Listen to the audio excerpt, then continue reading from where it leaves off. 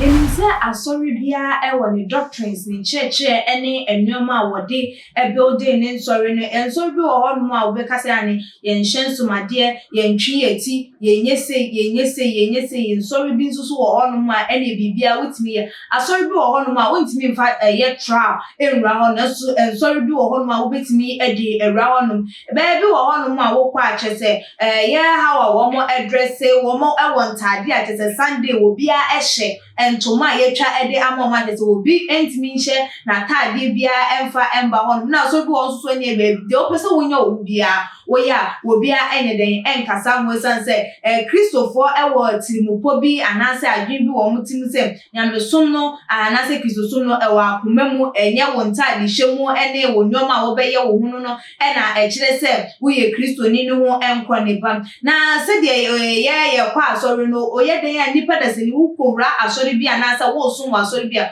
wunim se me ma asori no na hyehyeye enie enti enya de se wo bego ye against that rules and regulations and sorry no edi wo mu ejuma na nso so se de eni no oba bia edru na wareda ye hu ne se eye sada no ene ye nanum onyam hye anase sada ne de eye ne happiest day enu nti bibia wotimi eye na nso so abusuafo me ne wo kasei ede asori ne di abebeto abonten according to a Nigerian news website and correcting.com echema eye mountain of fire and miracle ministry na abusuafo arawusema efri wo ede eba na chese wo ba wo no da memenda eye na nije da chese wo ko na wakwa ye ne wedding kama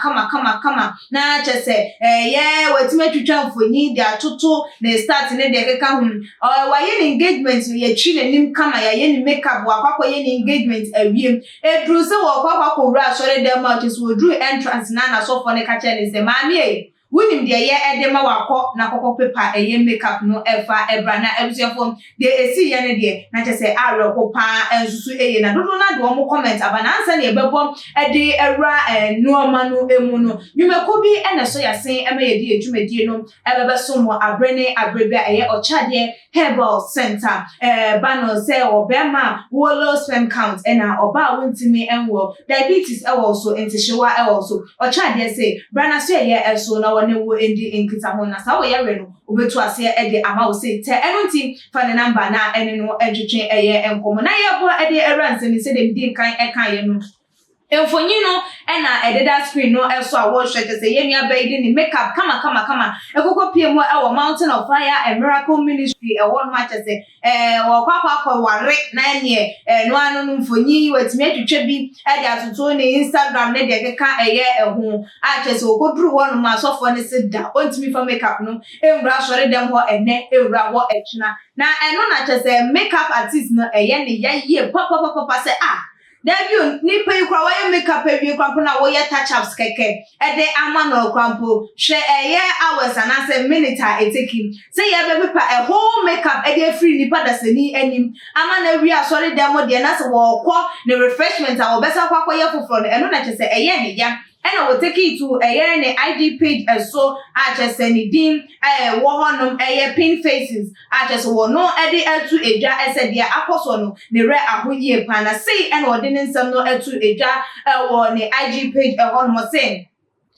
I had an unusual encounter with my bride on Saturday. After her engagement in the morning, I had to take off her makeup for church service. Her church doesn't permit makeup. I was frustrated and angry because I would have to start the makeup from scratch for her reception. And we know the rush is usually epic when they come back from church for the reception program. We barely even have enough time for touch-up, not to talk about starting the makeup afresh. I was anxious because I had just 10 minutes to fix her makeup, but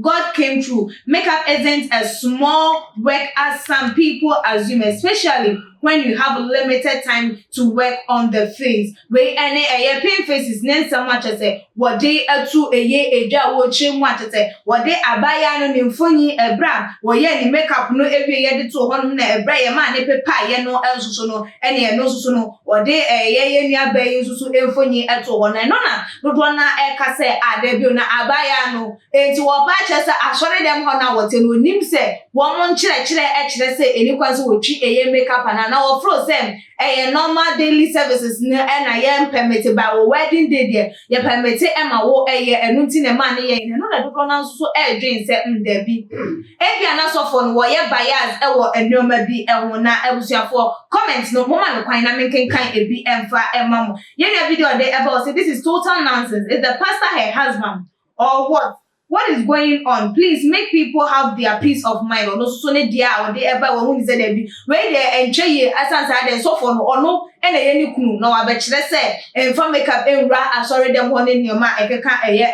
na no na ebinom nso so mu ese.